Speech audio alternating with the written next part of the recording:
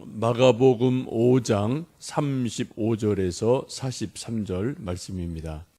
아직 예수께서 말씀하실 때 회당장의 집에서 사람들이 와서 회당장에게 이르되 당신의 딸이 죽었나이다. 어찌하여 선생을 더 괴롭게 하나이까? 예수께서 그 하는 말을 곁에서 들으시고 회당장에게 이르시되 두려워하지 말고 믿기만 하라 하시고 베드로와 야고보와 야고보의 형제 요한 외에 아무도 따라옴을 허락하지 아니하시고 회당장의 집에 함께 가사 떠드는 것과 사람들이 울며 심히 통곡함을 보시고 들어가서 그들에게 이르시되 너희가 어찌하여 떠들며 우느냐? 이 아이가 죽은 것이 아니라 잔다 하시니 그들이 비웃더라. 예수께서 그들을 다 보내신 후에 아이의 부모와 또 자기와 함께한 자들을 데리시고 아이 있는 곳으로 들어가사 그 아이의 손을 잡고 이르시되 달리다굼 하시니 번역하면 곧 내가 내게 말하노니 소녀야 일어나라 하심이라. 소녀가 곧 일어나서 걸으니 나이가 12살이라. 사람들이 곧 크게 놀라고 놀라거늘 예수께서 이 일을 아무도 알게 못하게 하라 하시고 그들을 많이 경계하시고 이에 소녀에게 먹을 것을 주라 하시니라. 아멘. 우리가 가끔 이제 화재가 났다는 이제 보도를 접하게 되는데 이제 화재를 진압하는 과정에서 종종 문제가 되는 것은 불법 주차한 차들 때문에 소방차가 바로 불난 곳으로 진입하지 못하는 일들이 종종 있습니다.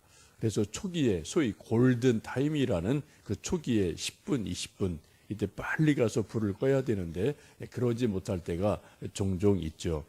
얼마 전에 있었던 제천의 화재 사고도 한 10여 분 그 골든 타임에 빨리 차가 가야 되는데 불법 주차한 차들 때문에 직선 거리를 두고 차가 또 우회를 한참 하는 바람에 그 초기의 골든 타임을 놓쳐서 사상자가 많이 났다라는 그러한 보도를 우리가 좀 보고 참 많이 안타까운 생각을 해본 적이 있습니다.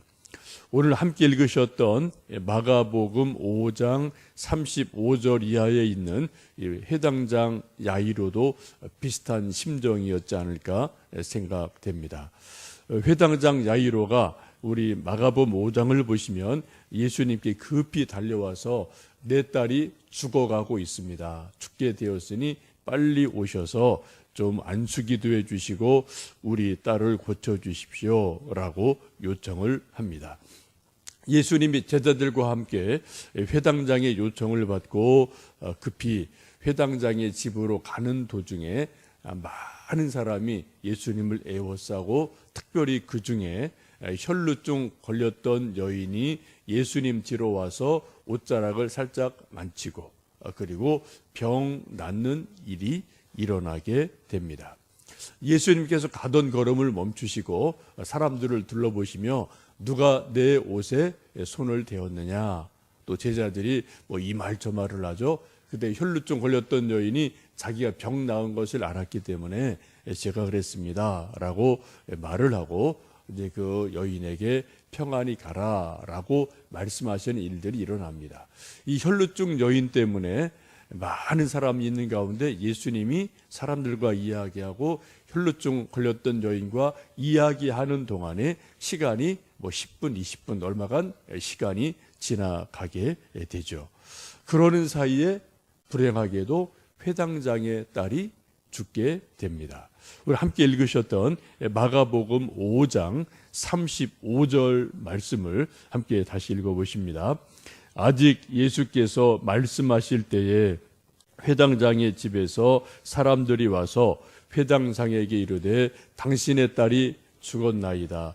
어찌하여 선생을 더 괴롭게 하나이까? 라고 말씀합니다. 지금 예수님과 혈루병 걸렸던 여인과 이런저런 대화를 하고 계시는 가운데 그 시간이 얼마간 지체가 되어졌습니다. 그러자 그 사이에 회당장 집에 있던 하인이 급히 헐레벌떡 달려와서 아이고 회당장님 따님이 금방 죽었습니다. 근데 예수님 괴롭게 하지 마십시오. 예수님 오셔도 이미 딸이 죽었습니다. 일이 끝났습니다. 라고 이야기를 합니다. 이 말을 듣는 순간 아마도 회당장의 마음 속에는 아이고, 이 혈루증 여인이 새치기만 하지 않았다면 바로 예수님이 우리 집에 오셔서 우리 딸에게 기도해 주시고 딸이 났을 텐데, 이 혈루증 여인이 중간에 새치기 하는 바람에, 중간에 끼어드는 바람에 예수님 발걸음 늦어지시고 지체되고 그 사이에 우리 딸이 죽었구나라는 안타까움이, 아주 답답한 마음이 많이 있었을 것입니다. 여러분, 우리 인생에도 이런 일이 혹 있지 않나요? 나의 계획대로라면 벌써 일이 이만큼 되고 완성이 되고 열매가 있어야 되는데, 중간에 내가 전혀 생각지 못했던 어떤 사람이 새치기 하듯 끼어들기도 하고요. 또 무슨 문제가 중간에 갑자기 끼어들어서 우리 계획과 우리 생각이 많이 늦어지고 차질을 빚을 때가 종종 있습니다. 우리가 운전하다 보면은 좀 얌체 같은 새치기 하는 사람들이 있죠. 어떤 때는 깜빡이도 키 잡고 그냥 휙 들어오는 사람도 있고요. 막 비집고 들어오는 그런 사람들이 있어서 차가 좀 하나 둘 새치기 하면은 상당히 좀 마음이 나쁘고 좀 화가 나면 좀 빵빵빵 이제 크락션을 누르기도 하고, 이런 일들이 우리가 운전할 때도 종종 있는 일들인데, 지금 이 회당장의 경우는 사람이 죽고 사는 문제거든요. 지금 이 혈루증 여인이 중간에 끼어들지 않았다면, 새치기 하지 않았다면, 문제가 없었다면 벌써 예수님 젠걸음으로 가셨고 기도해 주시고 딸이 낳았을 거예요. 근데 혈루증 여인이 중간에 끼어드는 바람에 자기 딸이 살아날 소중한 기회를 잃어버린 일이 안타깝게 일어나게 됩니다. 혹시 여러분도 인생 가운데 어떤 일들을 진행하는 가운데 이런 비슷한 일들을 혹 경험해 보신 일은 없으신지 모르겠습니다.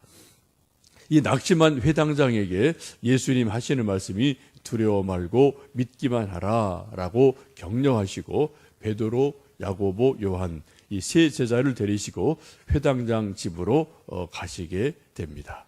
그리고 그 외에는 아무도 따라오는 것을 허락하지 않으셨다라고 37절에 말씀하시죠.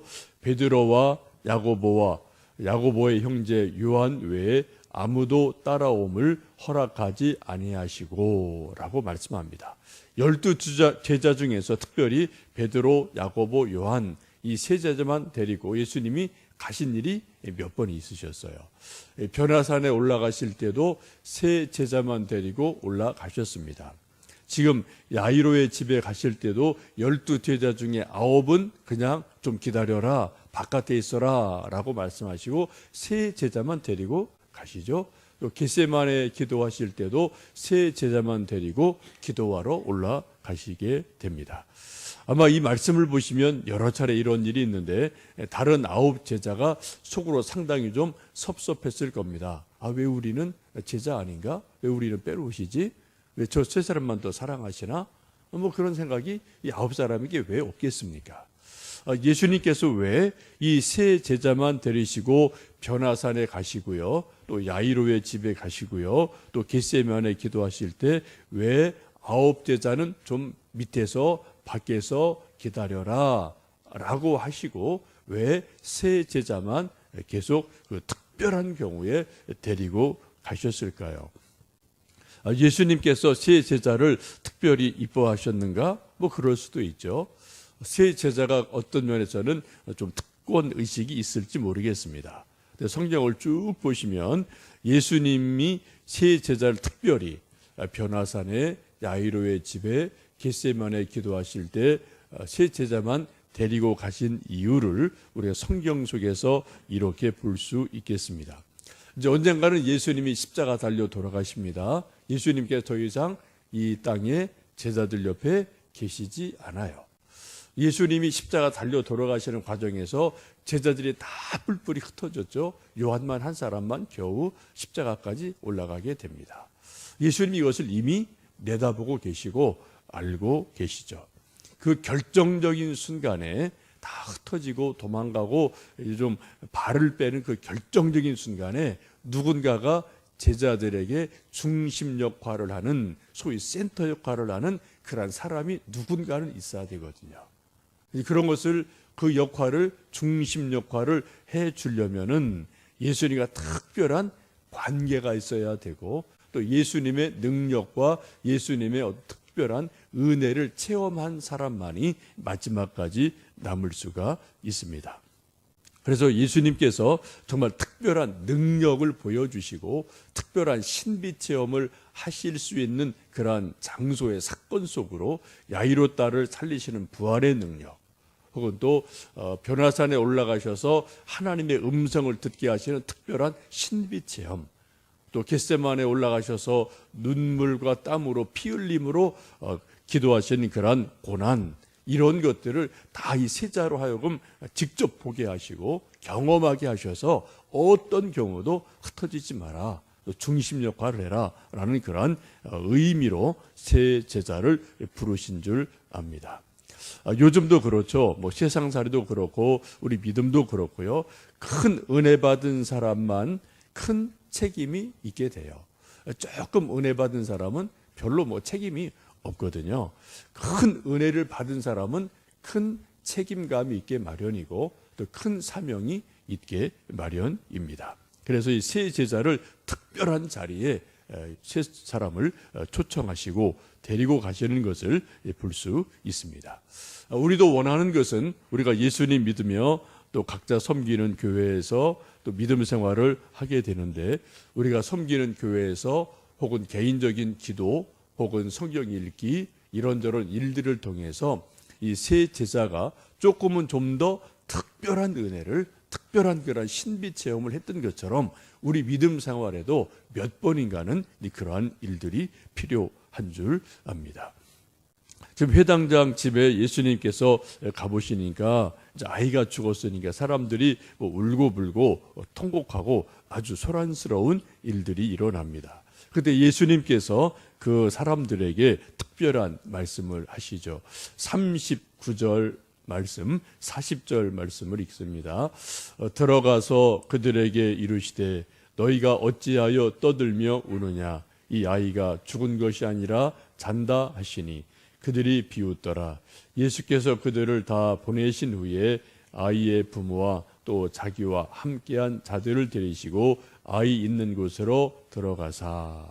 지금 예수님께서 울고 통곡하는 사람들에게 말씀하기를 왜 이렇게 떠들고 우느냐, 울지 말아라, 이 아이가 죽은 것이 아니라 자고 있다라고 예수님이 의외의 말씀을 합니다.